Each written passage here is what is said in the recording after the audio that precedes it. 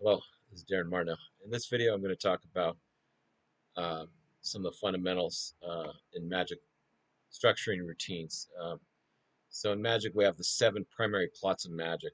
Okay, so we're going to talk about how we can create balance in the structure of our magic routines when we're creating new magic and creating our magic acts, and that flows into our magic show and our magic acts, magic routines, magic show. So the 7 primary plots of magic. The first we have is production.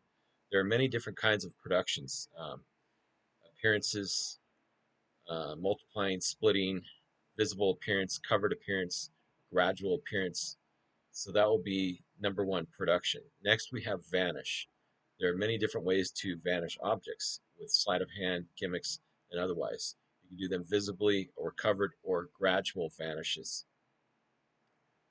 So visibly or covered with a handkerchief, etc. Next, we have 3 is transformation. This is a combination of a production and a vanish. So changing one object into another in size, shape, or color, or texture. Doing this visibly or gradually, or doing this undercover as well. Next is transposition. So changing the location of objects, either 2 objects or 1 object in 4, or etc. Next, we have penetration. That's one solid object magically passing through another. Through my deep research in magic, I have found that penetrations, although there's thousands of effects in magic, these are probably the least used by magicians, and these are some of the strongest. Next, we have restoration.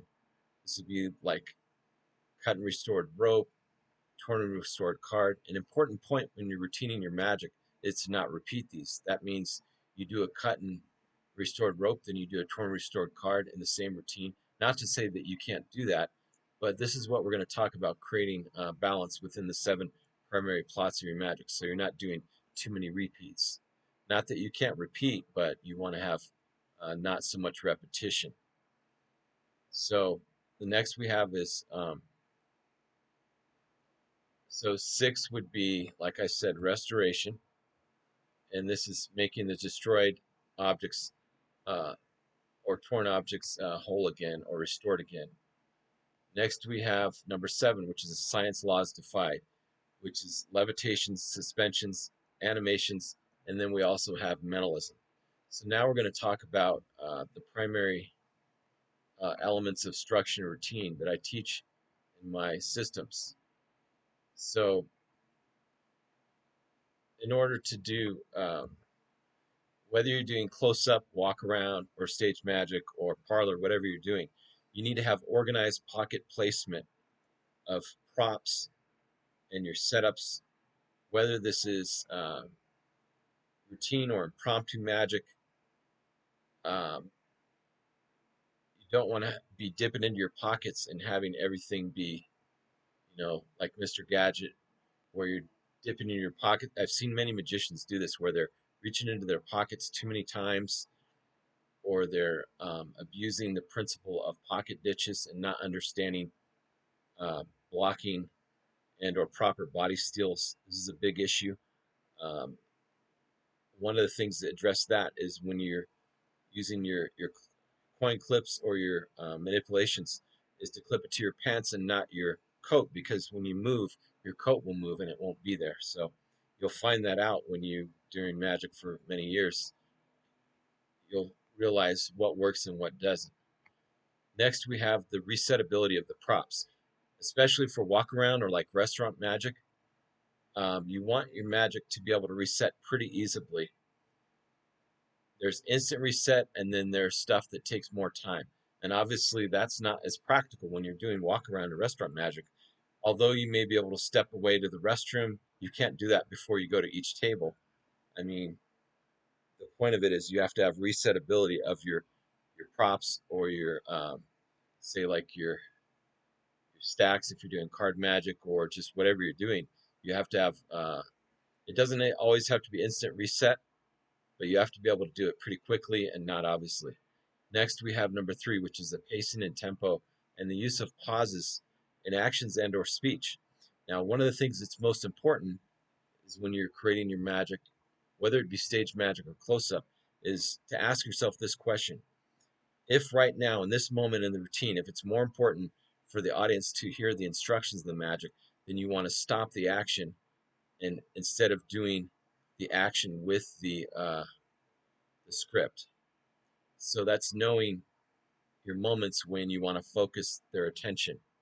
It's not misdirection, but I mean, it can be. What it is a way to flow your routine so that you're not just like, jumping out of a grab bag and going from thing to thing, and you're not holding their attention properly.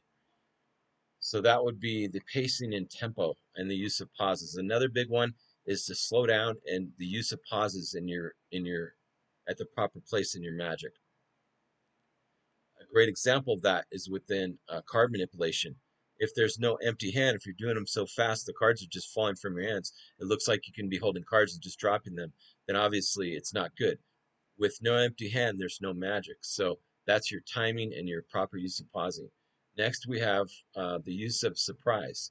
Two of the most important things in magic, whether it's close up or stage or parlor or anything, is the use of surprise and the use of suspense.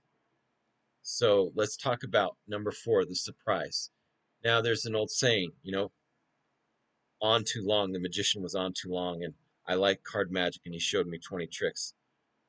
You want to start off with just 3 things and master those. And then we'll talk later about when you're doing walk around, how many you should have and stuff like that. I typically like to do things in sevens. It comes from Channing Pollock. But for for this example, we're going to use the use of surprise. If everything you do is like, okay, I'll give you a formula, for example, okay? And this is a very powerful formula, and it comes from Chris Kenner's Three Fly.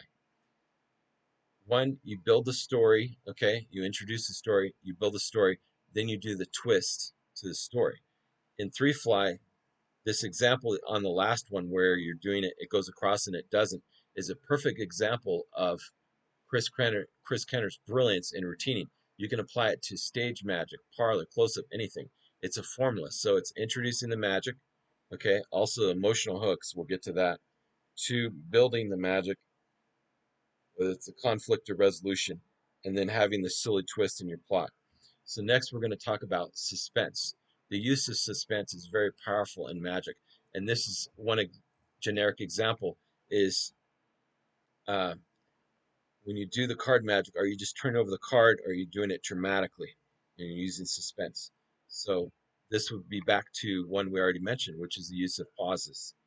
The proper use of pauses can change everything in your magic. When you change one thing, it changes everything. Next, we have number 6. Okay, we're talking about 16 primary elements of structure and routine. This is from my book, which I'll link in the description, which I call the Creating Fine Art Magic, the Cerulean System. Um, so we're on number 6, and that's consistency in premise, theme, and character and or script. Now, within the premise, you have 3 premises.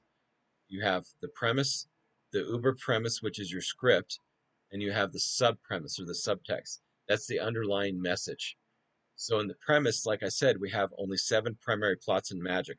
And it's very important when you're routining your magic to not do too many repeats, meaning you want to have a balance of those different effects. Like you may want to have one of each, which is really strong. And that goes back to the 7 things from Channing Pollock. And he's discovered this over the years of doing magic. If you use, that doesn't mean always you just do 1 and 1. I'm not trying to say that. I'm saying if you're coming up with a close-up routine, for example, and you have a routine that you're doing, and you're using maybe one of each of the 7 primary plots, what happens is in your routine, you have more of a balance. So you're not doing like, cut and restored row and then turn and restored card back to back. Okay, so that will be number 6. Number 7 is the unity of the 3 premises. We've talked about that. And this has to do with your theme, your style, and your character. Now, if your character is a gambling magician, right, then you wouldn't be doing other types of things Like a best example is, Lance Burton could never be Matt King and vice versa, right? Because Matt King was the king of comedy magic. Not to say he can't be funny, it's just to say you want to go with your strengths. So the next we have is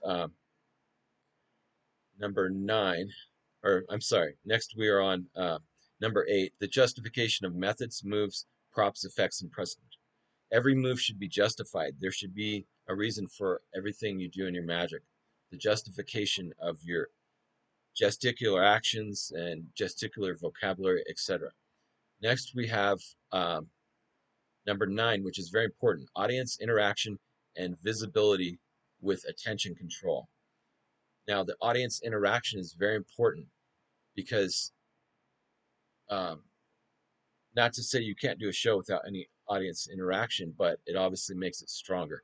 And one of my classic formulas when I'm structuring a stage show is you have strong opener, okay? You have your middle piece, and then you have your interaction piece, and then your finale. Now, if you watch David Copperfield over the years, he's shown that he'll usually do his close-up thing right before he goes into his finale, and it's because you're bringing the audience down. If you look at the graph, right, it's all structured so that each thing should be progressively better than the last thing you did, and that is another thing that's important. So we want to have the 7 primary plots of magic. We want to have progressive build and much more. Now we're going to talk about number um, 10, which is assistant management and placement of spectators. A great example of that is you could get up a kid and put him between two, women, and it just creates a funny scenario for like a comedy routine, maybe a professor's nightmare or something like that. Next, we're going to talk about so timing and misdirection. So number 11, timing and misdirection and psychological structure and angles. Now, not to say you can't sit on the stage. I've seen magicians like Joshua J do that, which is pretty clever, but it has to do with your timing, your misdirection, your psychological structure, and your angles. We're talking about psychological structure, okay? An example of that is like if you do the cups and balls and they're trying to reconstruct it. If the last move that you did, if you didn't show the cup empty, they're going to go backtrack. Was he just to his pocket? So that's an important element of like the cups and balls. Is it's called the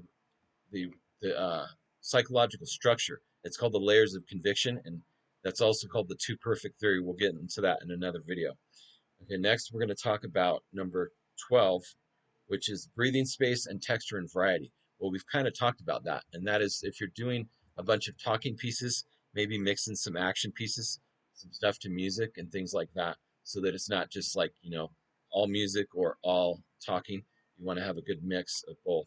This goes back to a balance. So a balance and a variety, okay? When you see a concert like your favorite musician, they do ballads, they do all different types of music. Next, we're going to talk about a couple more things, and we're done here. We're going to talk about number 13 of the primary elements of structure and routine, and that's pragmatic and angle proof and practical methods and foolproof methods and the conviction of psychology. We've kind of talked about that, but what we're going to talk about is you always want to make sure when you're structuring routine that you've got angle proof stuff. If you're performing for one person versus a crowd, will also the amount of time you have will depend on what you do. But what I'm trying to say is that, there's some stuff that you can do that's very beautiful just for one person, and it's not meant to be like for a crowd. Okay? Now, example of that would be like strong close-up stuff. Maybe it's angly. You think of like a lot of Jerry Andrews stuff. It's more magician-y, but it also just depends on what you're doing. You want to tailor your magic. Next, we have number 14, and this is what we've been talking about, the balance of the 3 premises and the balance of the 3 pillars. The 3 pillars of magic are effect, method, and presentation, and you want to balance everything out. And how do we do that? Well, we talked about how we did it with the premise, the uber premise, the script, and the subtext. We want to make sure everything strengthens your theme.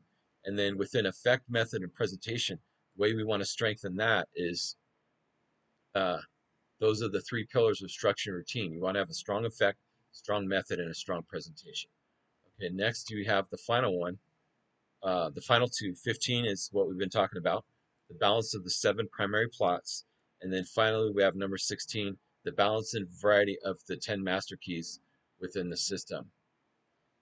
Okay, so that's the video. So please smash the like button. If you'd like to get access to the free Master Magic mentors, you can get access over to 50 videos now, and also our private Facebook group. You can get that for free now. Just put in your name and email, or just click on the link below. And thank you very much. Have a magical day.